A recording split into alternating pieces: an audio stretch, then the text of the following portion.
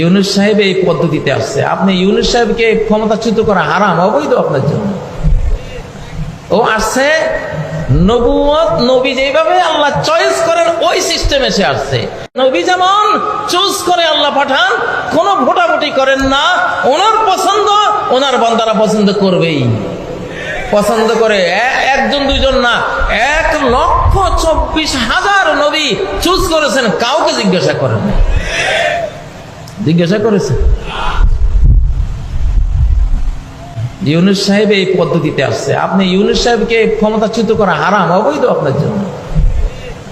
ও আসছে নবুয়ত, নবী যেভাবে আল্লাহ চয়েস করেন ওই সিস্টেমে সে আসছে। এক পাগল মৌলবী এ তো জঘন্য কথা বলে ফেলছে যে আল্লাহ যেভাবে নবী রসুল নির্বাচন করতেন ওইভাবে ইউনূসকে নির্বাচন করছে। আমি বলছি এই কথার কারণে ওই মৌলবী কাফের। এবং আমার লিখিত ফতোয়া আব্বাসী মঞ্জিলে গিয়েছে, আমি 3 দিন টাইম দিয়েছি, সে যদি তওবা না করে আমার মৌখিক ফতোয়া যাবে। মুসলমান, আল্লাহর হাবিব মুহাম্মদ সাল্লাল্লাহু আলাইহি ওয়াসাল্লামের মাধ্যমে কত বড় নিয়ামত দিন ইসলাম পেয়েছো, এই হিসাব তো তোমাদের নাই। সেজন্য আজকে অল্প পয়সা আমরা দিন বিক্রি করি।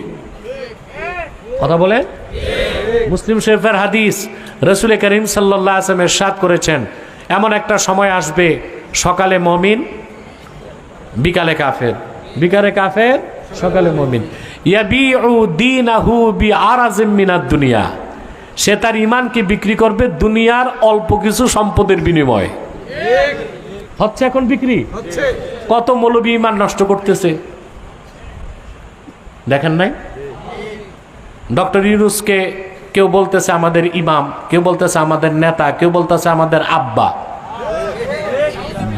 বলতে বলতে এক পাগল মৌলবী এ তো জঘন্য কথা বলে ফেলছে যে আল্লাহ যেভাবে নবী রসুল নির্বাচন করতেন ওইভাবে ইউনূসকে নির্বাচন করছে।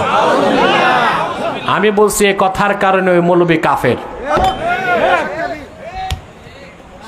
এবং আমার লিখিত ফতোয়া আব্বাসী মঞ্জিলে গিয়েছে, আমি 3 দিন টাইম দিয়েছি, সে যদি তওবা না করে আমার মৌখিক ফতোয়া যাবে।